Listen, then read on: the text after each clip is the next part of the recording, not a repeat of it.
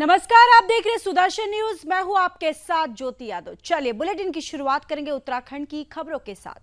विश्व हिंदू परिषद के स्थापना के 60 साल पूरे होने के उपलक्ष्य में विश्व हिंदू परिषद शाखा खटीमा ने रामलीला मैदान में पष्टी मूर्ति कार्यक्रम आयोजित किया। इसकी जो शुरुआत है उपस्थित सभी अतिथियों ने दीप प्रज्वलित कर किया है। वहीं विश्व हिंदू परिषद ने इस समारोह में हवन यज्ञ का आयोजन किया, जिसमें सभी अतिथि के द्वारा अपनी आहुति दी गई और उसके बाद कई विद्यालय से आए छात्र छात्राओं ने सांस्कृतिक कार्यक्रम में देशभक्ति, संस्कृति और समाज को आईना दिखाने वाले कार्यक्रम का मंचन किया। पूज्य संत रविगिरी जी महाराज दीक्षित निरंजनी अखाड़ा ने अपने वक्तव्य में हिंदुओं को जागरूक और एकजुट होने का आह्वान किया। श्रीमती गंगा जोशी ने नारियों पर हो रहे दुर्चार और उनके संघर्ष का बखान कार्यक्रम में किए हैं। मेजर जनरल प्रवीर कुमार ने अपने समापन भाषण में कहा कि स्थानीय लोगों की जिम्मेदारी है कि वो समाज में किसी भी तरह किसी भी घुसपैठी को सीमा में प्रवेश नहीं करने देंगे। रणदीप पोखरिया प्रांत सहमंत्री ने मीडिया को बताया कि विश्व हिंदू परिषद की स्थापना कृष्ण जन्माष्टमी 1964 को संदीपनी आश्रम मुंबई महाराष्ट्र में हुई थी, जिसमें संकल्प भी लिया गया था। उसी संकल्प के 60 साल पूरे होने के उपलक्ष्य में विश्व हिंदू परिषद पष्टी मूर्ति कार्यक्रम का आयोजन कर रहा है। वहीं रणदीप पोखरिया ने बताया कि विश्व हिंदू परिषद द्वारा लव जिहाद, धर्मांतरण, आतंकवाद के खिलाफ लगातार लड़ने का निर्णय लिया है, जो लगातार जारी है और हिंदू को जागरूक और संगठित करने का कार्य कर रहे हैं। दरअसल विश्व हिंदू परिषद के कार्यक्रम का उद्देश्य भारत नेपाल सीमा सुरक्षा पर स्थानीय लोगों की भूमि और समाज में नशा मुक्ति अभियान, धर्मांतरण रोकने और सामाजिक समरसता, संवेदनशील और प्रासंगिक मुद्दों पर अपनी भूमिका निभाना है।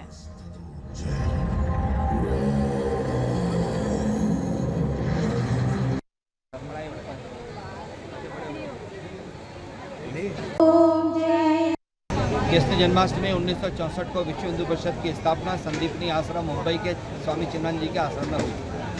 1964 से लेकर 2024 आज 60 वर्ष पूरे होने पर जो संकल्प विश्व हिंदू परिषद ने कृष्ण जन्माष्टमी के दिन 1964 को लिया था, उसी संकल्प को लेकर विश्व हिंदू परिषद आज भी हिंदू समाज को संगठित करने, हिंदू समाज का संवर्धन करने, हिंदू समाज पूरी दुनिया में फैले हुए हिंदुओं को संगठित करने का काम निरंतर कर रहा है। उसमें विगत इतने वर्षों तक धर्मांतरण, लव जिहाद, आतंकवाद और मान बिंदुओं का संरक्षण करना, इसके लिए विश्व हिंदू परिषद की स्थापना हुई थी।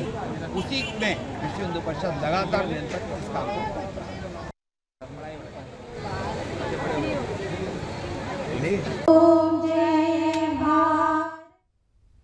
हर सोमवार की तरह देहरादून जिलाधिकारी कार्यालय में जनता दरबार लगाया गया, जिसमें जिलाधिकारी सोनिका ने आम जनमानस की शिकायतें सुनी।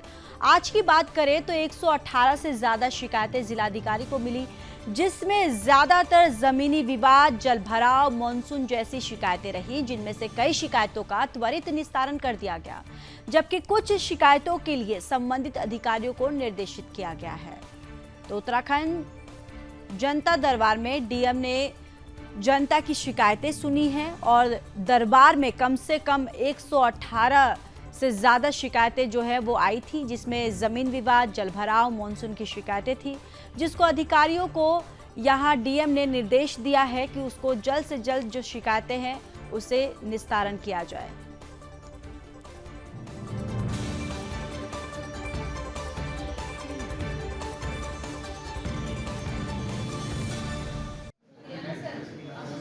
जी आए थे वो लोग मुझसे मिलने के लिए भी, और उसमें मेनली इशू जो है वो आगे का जो निकासी है वहाँ पे, और ये काफ़ी समय से चल रहा है, ये साल भर की बात नहीं, करीबन 10 साल से 15 साल से ये मैटर चल रहा है।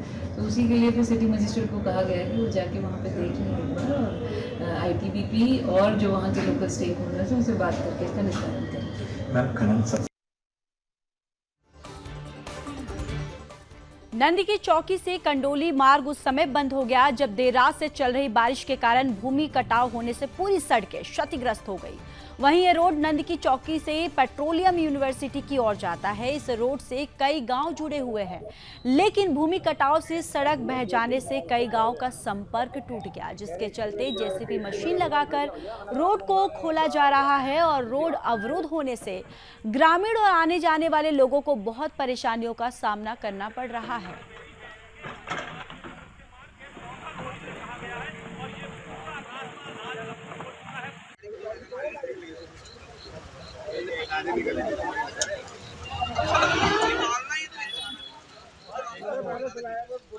देखिए, तो ये खबर विकास नगर से है, जहां पर ये जो रास्ते हैं ये अवरुद्ध हो गया है, जिसको जेसीबी के माध्यम से रास्ते को यहाँ साफ किया जा रहा है। जो मलबा यहाँ पर पड़ा हुआ है उसको हटाया जा रहा है। इसके साथ ही साथ आपको बताते चले कि भूमि कटाव से सड़क बह जाने की वजह से जो गांव का संपर्क है पूरी तरह से टूट गया था, जिसके बाद जेसीबी मशीन से लगातार यहाँ पर जो रोड को खोला जा रहा है, जो रोड बाधित हो गए थे। और साथ ही साथ आपको ये भी बताते चले कि लोगों को यहाँ पर आने जाने में परेशानियों का सामना करना पड़ रहा था।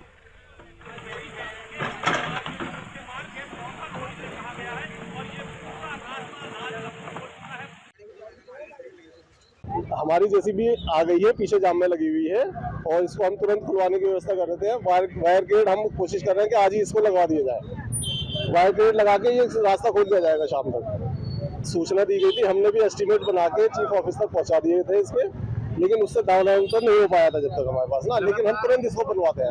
नहीं, ढिलाई तो नहीं बढ़ने का है। हम लोग जेसीबी से लगातार इसको ट्रेन कर रहे थे, नदी का रुख उस साइड में इसको चेंज कर रहे थे जिससे कि पानी इधर की तरफ ना आए। लेकिन रात ज्यादा अतिवृष्टि होने के कारण पानी इस साइड में कट गया है। वो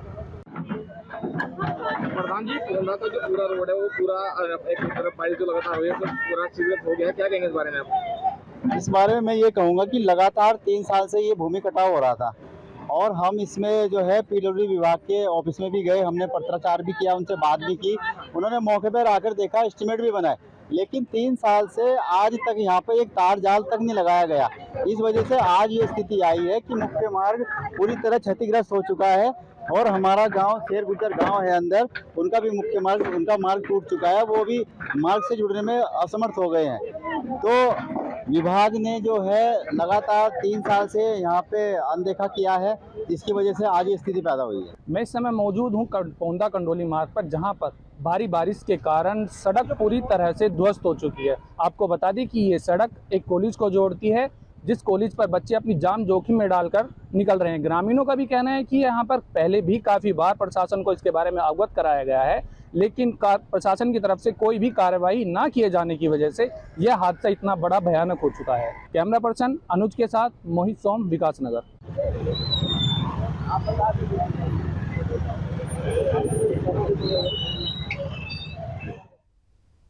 तो चलिए आगे बढ़ते हैं। अब बात कर लेते हैं हल्द्वानी से। ये खबर सामने आ रही है, जहां हल्द्वानी से सटे गोलापार में इन दिनों आवारा मवेशियों की वजह से लोगों का जीना मुहाल हो गया है। एसडीएम कार्यालय पहुंचकर गोलापार के लोगों ने एसडीएम को ज्ञापन सौंपा है और जल्द से जल्द आवारा जानवरों को गौशाला पहुंचाया जाए, ताकि आए दिन इन जानवरों की वजह से होने वाले हादसों पर विराम लग सके, यानी रोक लग सके। वही चेतावनी भी दी है कि यदि सप्ताह के भीतर ऐसा नहीं किया गया तो ग्रामीण आंदोलन करने के लिए बाध्य होंगे। तो हल्द्वानी से ये खबर है पूरी, जहां आवारा मवेशियों की वजह से लोग जो है काफ़ी परेशान है, जिसके बाद लोग यहां पर धरना प्रदर्शन कर रहे हैं। और साथ ही साथ आपको ये भी बताते चले कि जो लोग हैं वहां के एसडीएम को ज्ञापन सौंपा और उन्होंने कहा है कि आवारा जो मवेशी हैं उनको जल्द से जल्द गौशाला पहुंचाया जाए और जानवरों की वजह से लगातार यहाँ पर हादसे हो रहे हैं, जिस पर विराम लगे।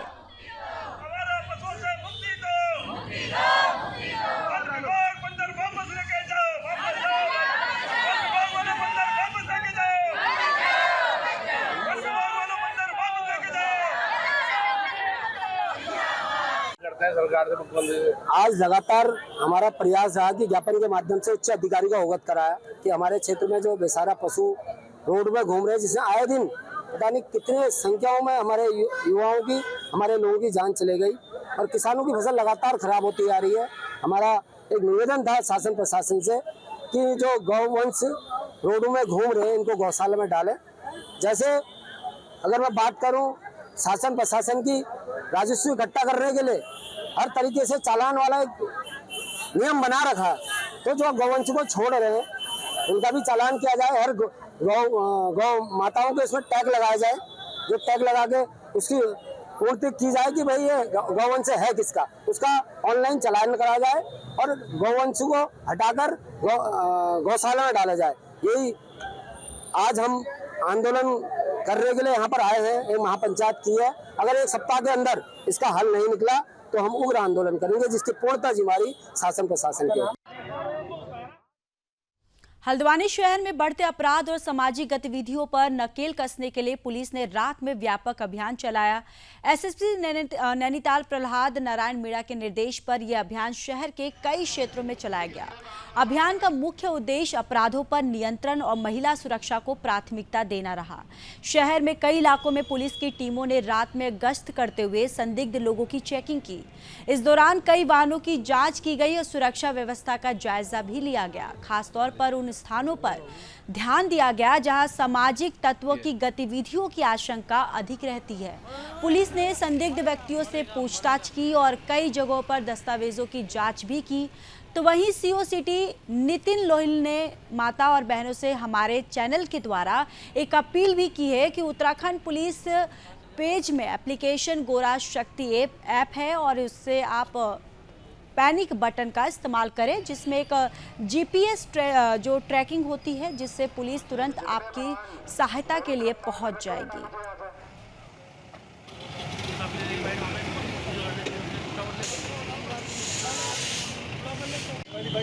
इसमें पिछले 5 दिनों से लगातार अभियान चलाया जा रहा है और ये आगे भी चलाया जाएगा। इसमें जितने भी इस तरह के साइलेंसर और जितने भी रैश ड्राइविंग वाले हैं और इस तरह से मनचले युवक जो हैं, इन सभी के खिलाफ कड़ी से कड़ी कार्रवाई करी जा रही है। जो गाड़ियों में काली फिल्म लगा के रखते हैं या ये साइलेंसर वगैरह जितने भी हैं, बिना हेलमेट के ड्रंकन ड्राइविंग के जितने केसेस हैं, ओवर स्पीडिंग के हैं, इन सभी पे कड़ी से कड़ी कार्रवाई करी जा रही है। इसमें गाड़ियाँ सीज करी जा रही है, चालान करे जा रहे हैं। देखिए, प्यूनिटिव लेवल पे तो हम लगातार कार्रवाई कर रहे हैं, मुकदमे पंजीकृत हो रहे हैं, अभियुक्तों की गिरफ्तारी भी हो रही है और कड़ी से कड़ी कार्रवाई हो रही है। प्रिवेंटिव के तौर पे एक मैसेज देना चाहूँगा, अपील करना चाहूँगा कि हमारा उत्तराखंड पुलिस एप्लीकेशन है, माताओं बहनों से अपील है कि उत्तराखंड पुलिस एप्लीकेशन में हमारा गौरा शक्ति इंटरफेस है, उसमें SOS बटन है, पैनिक बटन है, उसका कृपया इस्तेमाल करें। उस बटन के माध्यम से GPS ट्रैकिंग भी होती है और उसमें कोई भी अनटूवर्ड इंसिडेंट होने से पहले हम रोक सकते हैं। इसके साथ साथ कोई भी परेशानी होती, कोई भी इस तरह की प्रॉब्लम होती, घबराएं नहीं, 112 नंबर है, तुरंत उस पर कॉल करें, त्वरित कार्रवाई की जाएगी।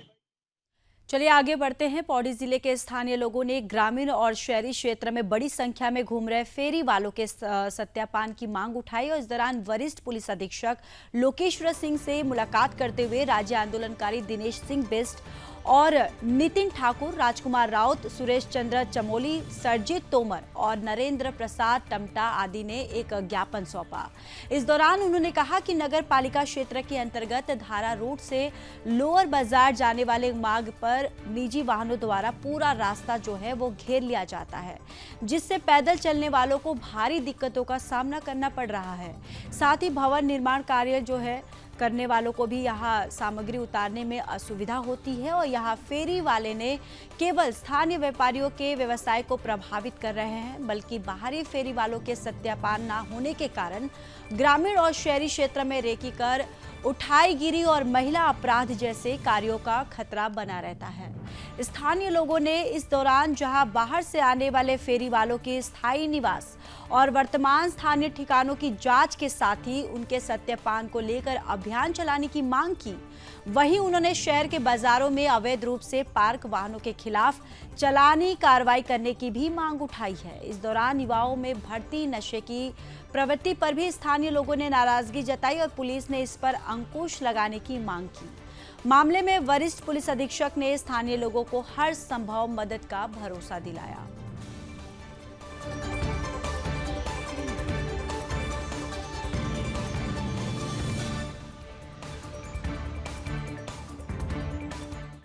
पहाड़ों की रानी मसूरी में 160 सालों से ऐतिहासिक भगवान श्री कृष्ण की डोली यात्रा धूमधाम के साथ निकाली गई, जिसमें मसूरी और आसपास के सैकड़ों की संख्या में भक्तों ने शामिल होकर भगवान श्री कृष्ण का आशीर्वाद लिया। आपको ये भी बताते चले कि माना जाता है कि साल भर में एक बार भगवान श्री कृष्ण नगर भ्रमण कर निकलते हैं और जो लोग मंदिर आने से असमर्थ रहते हैं वो इस दिन भगवान श्री कृष्ण के दर्शन कर मनोकामना मांगते हैं जो पूरी होती है। मसूरी में सनातन धर्म मंदिर के द्वारा भगवान श्री कृष्ण की डोली यात्रा मसूरी सनातन धर्म मंदिर से गांधी चौक तक निकाली गई। वो रास्ते भी मसूरी के कई सामाजिक संस्थाओं और कृष्ण भक्तों के द्वारा विशाल भंडारे का आयोजन किया गया, जिसे सभी लोगों ने ग्रहण किया है। इस मौके पर जौनपुर, जौनसार, टिहरी, देहरादून आदि क्षेत्र से लोग जो है वो बड़ी संख्या में श्रद्धालु यहाँ पहुंचे। भीड़ को देखते हुए स्थानीय प्रशासन और पुलिस द्वारा पुख्ता इंतजाम भी किए गए।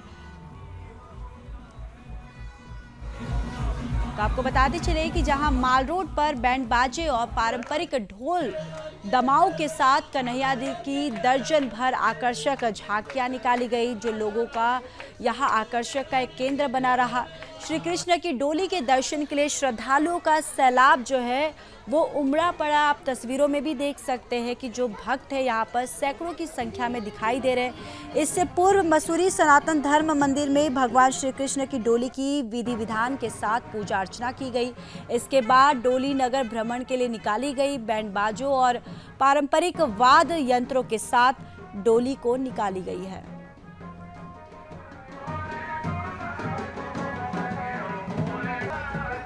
देते हैं ये बहुत ही अच्छी बात है और बहुत ही पुरानी परंपरा है। पूरा शहर इसका इंतजार करता है। गांव से काफ़ी लोग यहाँ पर आते हैं। आप देख रहे हैं कितनी भीड़ है, लोगों की श्रद्धा है और पूरा का पूरा शहर जो है कृष्ण में हो जाता है। सर देखिए ये बात, जब से हमारे जीवन जब से हम हैं तब से हम देख रहे हैं कि छींटे जरूर आते हैं। तेज बारिश से हल्की और छींटे जरूर आते हैं। प्रयास है जो ये डोली जो है जन्माष्टमी के बाद वाले रविवार को निरंतर रूप से निकाली जा रही है।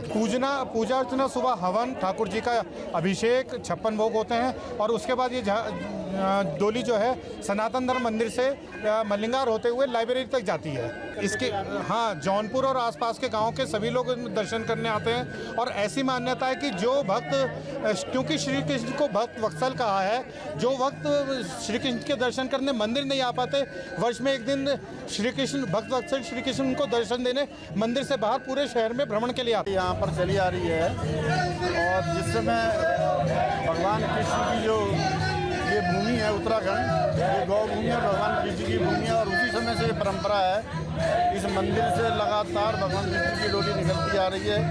पूरे वर्ष पहाड़ के लोग और मसूरी की जनता इसका इंतजार करते हैं। अंग्रेजों के ज़माने से पहले से अंग्रेजों के ज़माने के समय से ये निकाली जा रही है। इस तरह से गंगी से ये शुरुआत है इसकी और उसके बाद ये पूरे उत्तराखंड बहुत मान्यता है इसकी, बहुत ज़्यादा मान्यता है। मैंने आपको बोला ना कि पूरे वर्ष लोग इसका इंतजार करते हैं।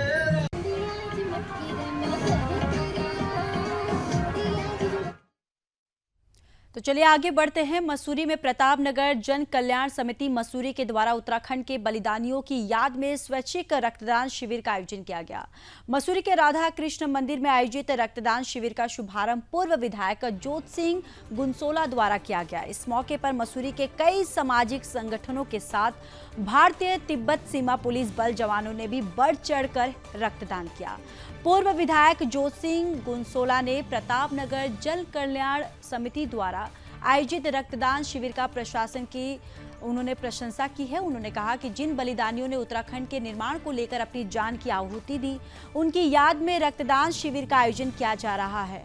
उन्होंने कहा कि पूर्व में निरंकारी बाबा ने कहा है कि खून नालियों में नहीं, नादियों में बहना जाना चाहिए और इस संकल्प को लेकर सभी लोगों को बढ़ चढ़कर रक्तदान करना चाहिए, क्योंकि उनका खून किसी की जान बचाने में एक अहम योगदान निभा सकता है।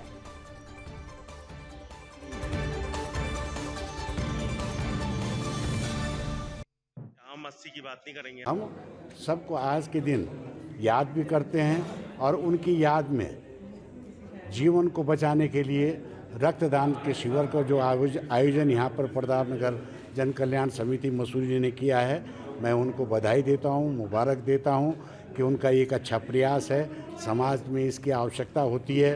इसी कहीं मैं एक कैप्शन लिखा हुआ पढ़ रहा था कि निरंकारी बाबा का था कि रक्त जो है नालियों में नहीं बहना चाहिए बल्कि नाड़ियों में बहना चाहिए, और रक्त व्यर्थ नहीं जाना चाहिए, किसी के काम आना चाहिए। तो ये बहुत बड़ा एक उस श्रृंखला में इन्होंने इस आयोजन को किया। तो मैं इनसे अपेक्षा करता हूं कि हर वर्ष ये इस रक्तदान शिविर को जो है स्वैच्छिक रक्तदान शिविर को आयोजित करते रहें और निरंतरता इसकी बनी रहे। जब कि कम से कम हम IMS का जो है जो हमारा इंडियन मेडिकल एसोसिएशन है उसका धन्यवाद करते हैं कि उन्होंने यहाँ आकर जो है इस व्यवस्था को जो है सुचारू किया और यहाँ पर जो है रक्तदान में जो है अपना सहयोग प्रदान किया।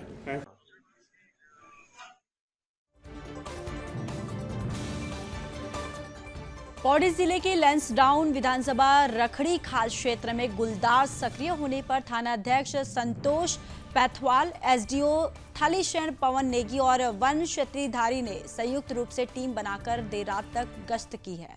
इस दौरान संयुक्त टीम ने ग्रामीणों को गुलदार से बचने को कहा, साथ ही ग्रामीणों को देर रात तक अनावश्यक रूप से ऐसे क्षेत्र में आने जाने के लिए भी मना किया गया।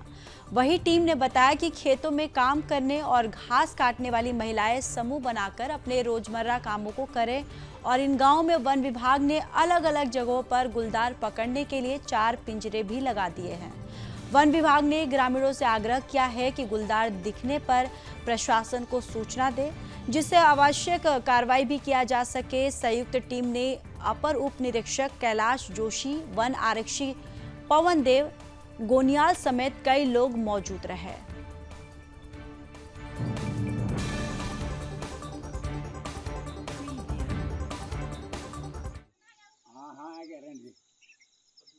अभी सुबह 7 बजे मेरे ठीक ये बाथरूम है, बाथरूम के सामने ही से मैं बाथरूम से होके आ रहा था तो पीछे से एकदम से नीचे की ओर गिरा और मैं जबकि अपने वन विभाग के साथियों को बोला तो तब वो लोग आए। सामने से उन्होंने देखा पर लेकिन उनके पास कोई हथियार नहीं है और ना ही उनके पास शूट करने का कोई आदेश है और सामने से देखते रहे और देखते देखते ही वो मतलब 1 घंटे तक वो देखते रहे। पर लेकिन मैं जबकि SDO साहब को मैं उसी समय फ़ोन किया कि भाई मेरे घर के आगे से ये गया है और उन्होंने कोई अभी तक शूटर का यहाँ कोई नाम नहीं है, ना रिखणीखाल ब्लॉक के अंदर कोई शूटर है। उस दिन से हमारे घर में बिल्कुल ही डर का माहौल है। हमारे घर गांव सब जगह डर का ही माहौल है और यहाँ जहाँ देखो वहीं बाघ दिखाई दे रहे हैं। पता नहीं एक है कि कितने बाघ हैं, यहाँ बहुत सारे हैं। आज सुबह ही हमारे घर के नीचे दोबारा बाघ दिखाई दिया था और कल शाम को भी दिखाई दिया, कल सुबह भी दिखाई दिया। मतलब 24 घंटे बाघ ही बाघ नज़र आते हैं। और हमारे यहाँ गांव वाले स्कूल नहीं जा पा रहे, छोटी छोटी लड़कियां हैं, छोटे छोटे बच्चे हैं यहाँ जो कि मतलब प्राइमरी स्कूल के हैं, वो स्कूल नहीं जा पा रहे। उस जिस दिन घटना हुई उसके बाद से स्कूल नहीं जा रहे हैं।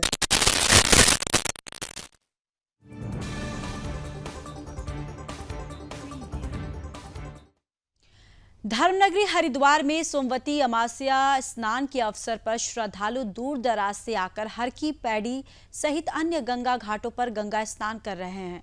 आपको बताते चले कि मान्यता है कि अनुसार सनातन धर्म में सोमवती अमावस्या पर गंगा स्नान करने का विशेष महत्व होता है। इसलिए देश के दूर दराज क्षेत्रों से श्रद्धालु हर की पौड़ी पर गंगा स्नान, पूजा और दान पितरों की पूजा अर्चना का पुण्य जो है वो लाभ कमा रहे हैं। वहीं प्रशासन ने श्रद्धालुओं की भारी संख्या को देखते हुए सुरक्षा व्यवस्था चाक चौबंद कर दी है। पूरे मेले क्षेत्र को 14 जोन और 39 सेक्टर में बांटा गया है। धर्मनगरी हरिद्वार में श्रद्धालु गंगा स्नान कर पुण्य लाभ जो है वो कमा रहे हैं। श्रद्धालुओं का कहना है कि सोमवती अमावस्या बहुत ही पावन त्यौहार है, पूरे भारत में इसका महत्व माना जाता है।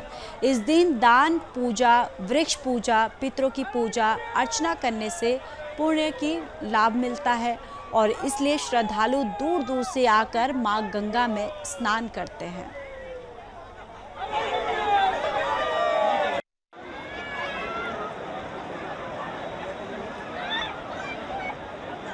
पौड़ी सहित अन्य गंगा घाटों पर यहाँ श्रद्धालु जो है वो स्नान करने के लिए आए हैं, जिसको देखते हुए प्रशासन की तरफ से जो इंतज़ाम है जो वो पूरी तरह से चाक चौबंद कर दिया गया है।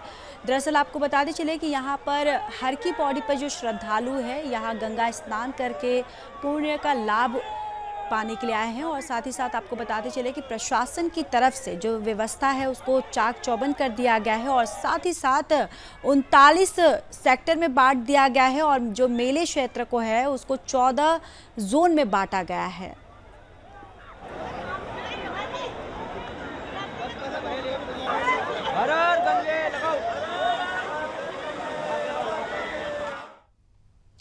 मसूरी में प्रशासन के आश्वासन के बाद मसूरी पटरी व्यापारियों का अनिश्चितकालीन धरना समाप्त हो गया। प्रशासन द्वारा अगले 7 तारीख से पहले पटरी व्यापारियों के साथ सभी संबंधित अधिकारियों के साथ टेबल टॉप वार्ता की जाएगी और पटरी व्यापारियों की समस्याओं का समाधान कर उनको मॉल रोड पर प्रशासन के चिन्हित जगह पर नियमानुसार बैठाया जाएगा, जिससे उनको रोजी रोटी का साधन उपलब्ध हो सके। मसूरी नायब तहसीलदार कमल राठौर स्थानीय जनप्रतिनिधियों के साथ धरना स्थल पर पहुंचे और पटरी व्यापारियों से कहा कि प्रशासन उनके साथ है और उनको व्यवस्थित किए जाने को लेकर एसडीएम मसूरी डॉक्टर दीपक सैनी द्वारा हर संभव प्रयास किया जा रहा है। उन्होंने कहा कि लिस्ट पालिका प्रशासन द्वारा बनाई गई उसको टेबल टॉप बैठकर सार्वजनिक की जाएगी। उन्होंने कहा कि प्रशासन द्वारा माल रोड पर पटरी व्यापारियों के लिए जगह चिन्हित कर ली गई है और दिया भी जाएगा वो जगह जहां पर वो अपना जो पटरी व्यवसायी हैं वो लगा सकते हैं और अपना जो रोजी रोटी है वो कमा सकते हैं। साथ ही साथ आपको बताते चले कि पुराने पटरी व्यापारियों को यहाँ पर बैठाया जाएगा।